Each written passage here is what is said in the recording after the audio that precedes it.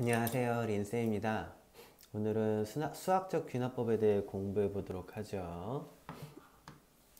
여기는 수업 내용보다는 유형편이 대부분을 차지하게 될 거로 생각하긴 하지만 수학적 수열의 귀납적 정의 그리고 귀납법을 통한 증명 두 가지로 나뉘는데요. 귀납적 정의란 수열의 이웃하는 항과 관계식으로 나타내는 걸 이제 귀납적 정의라고 할 수가 있어요. 이미 보면은 대충 알 수 있는 것들이 있죠. 일반적으로 유형 많이 나오는 유형 5가지 정도를 일단 체크를 하고 외우기는 하는데, 원래 옛날엔 막 7가지 9가지 이렇게 많았는데 지금은 많이 교육과정도 줄고 하면서 지금 한 5가지 정도 요것만 외워두시고 푸시면 참 좋거든요.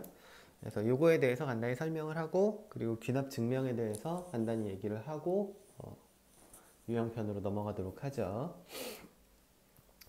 자, 수학적 귀납법의 수열의 귀납적 정의. 그거는 am 플러스 1은 마이너스 an은 d다. 이런 식으로 주어지면 차이가 일정하다는 소리죠. 1에서 2까지 차이랑 2에서 3까지 차이랑 3에서 4까지 차이랑 d로 일정하다. 요걸 보고 이런 식으로 식을 정리할 수 있다면 등차 수열이구나. 또 한 가지는 am 플러스 1은 2분의 an 플러스 am 플러스 2다. 등차 중항이죠.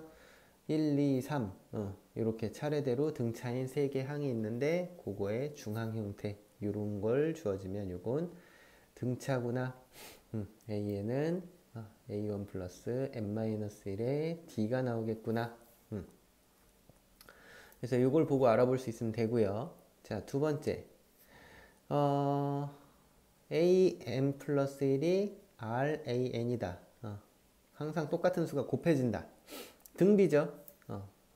마찬가지 방법으로 am 플러스 1의 제곱이 an 곱하기 am 플러스 2이다. 이런 식으로 주어지는 건 등비가 되는 거겠죠. 그래서 an이 a1의 r의 n-1승 이런 식으로 만들어주면 되는 거. 그래서 귀납적으로 문제에 이렇게 정의되어 있는 걸 보고서 일반항을 만들어낼 수 있으면 되는 거예요. 자, 요 세 번째부터는 이제 조금 다른 얘기인데, 세 번째부터는 푸는 방법부터 얘기를 해보죠.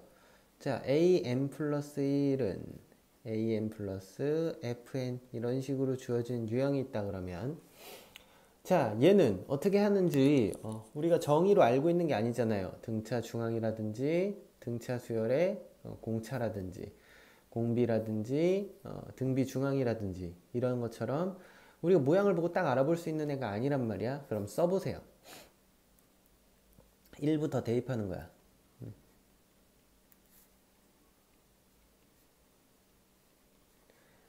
자,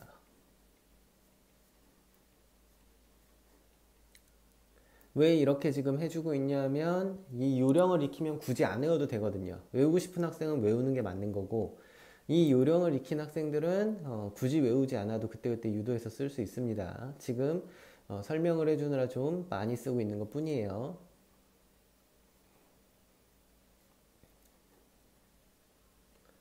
자, 일반항이라는 건 결국 an을 구하는 과정이니까 이걸 다 더해요. 더하면 여기는 a, 2, 3, 4, n까지고 1, 2, 3, n-1까지인데 어차피 이항하면 이렇게 지워지게 되겠죠.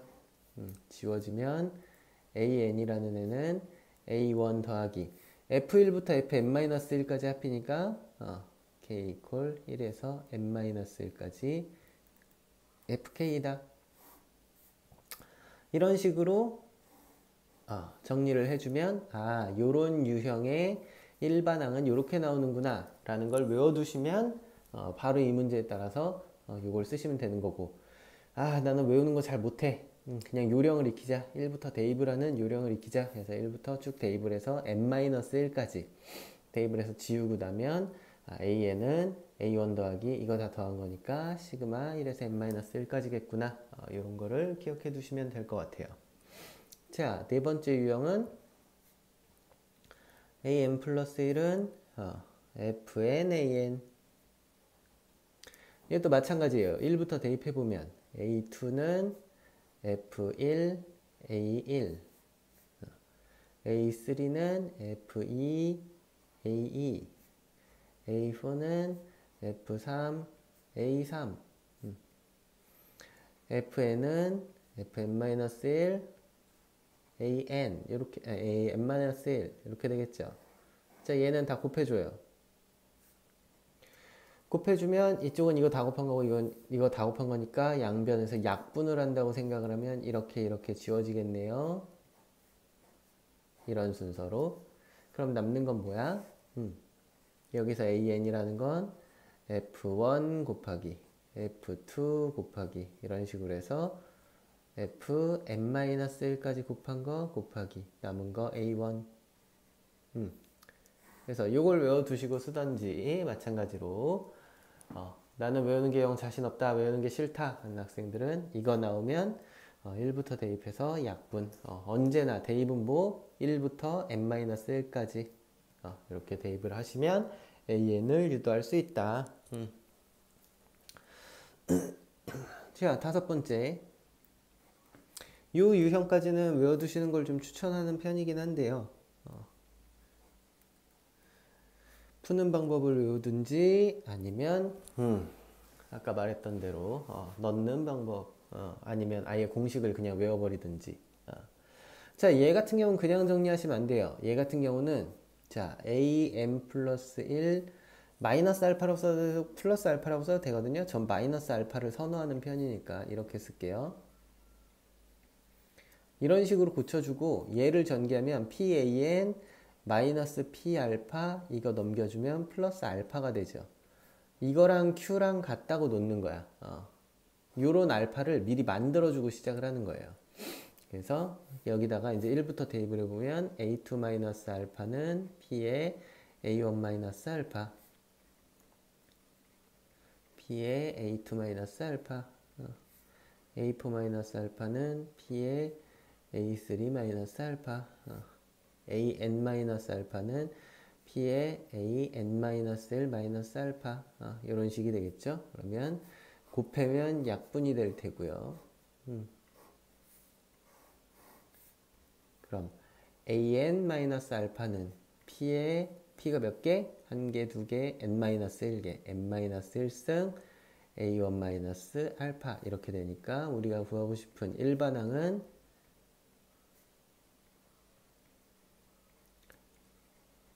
이런 식이 나오게 되겠죠. 그래서 얘 같은 경우도 외워두시는 게 좋다. 그래서 요 두 개는 보고 등차 등비라는 걸 알아볼 수 있고 바로 등차 등비 일반항에 적용을 해줄 수 있는지 그리고 3, 4, 5번 방금 써준 유형들은 정리를 해서 일반항을 만들던지 아니면 이 유형을 보자마자 일반항이 튀어나오든지 둘 중 하나를 할 수 있는 게 좋습니다. 그렇지만 제 개인적인 추천은 하나씩 넣어서 이렇게 푸는 방식을 익히는 걸 더 추천드려요.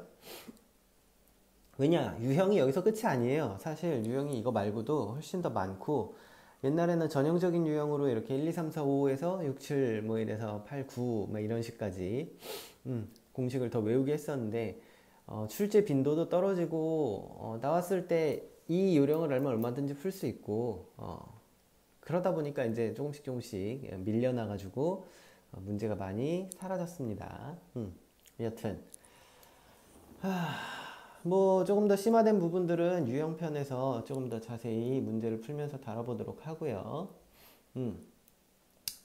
여튼 an 플러스 1, an 플러스 2 이런 것들이 등장해서 서로 간의 관계를 나타내고 있다면 귀납적 정의에 관련된 문제일 거다라고 생각을 하고 문제를 푸시면 될 것 같다. 기본적인 5개의 유형 이외에도 다른 것들은 유형편에서 보자. 자, 수학적 귀납법을 통한 증명에 대해서 이제 알아보도록 하죠. 자, 뭐 사실 문제에서는 대부분이 네모칸 채우기 요거라서 사실 별로 쓸 데가 없긴 한데 그래도 내신에서 이제 한두 문제 정도는 수학적 귀납법을 이용하여 증명해 보아라 뭐 이런 문제가 나올 수 있으니까 사실 뭐 내신 1, 2등급을 위해서 준비하는 문제에 가깝다고 생각을 하시면 돼요. 자, 보통 수학적 귀납법으로 뭔가를 증명하래요. 그러면 막 범위를 줘요. n이 뭐 1보다 크거나 같은 정수, 뭐 아니면 n은 자연수, 아니면 뭐 n은 뭐 3보다 크거나 같은 정수, 뭐 아니면 n은 뭐 마이너스 1보다 작은 정수, 뭐 이런 식으로 범위들을 줘요. 뭐 여러 가지 이런 범위를 줬을 때 보통 범위의 한쪽 끝, 제일 작은 값, 자연수면 1, 1보다 큰 정수면 1, 3보다 큰 정수면 3, 뭐 이런 식으로 마이너스 1보다 작은 n이라 그러면 마이너스 1, 요거를 주어진 식에다가 대입을 하세요. 그래서 보통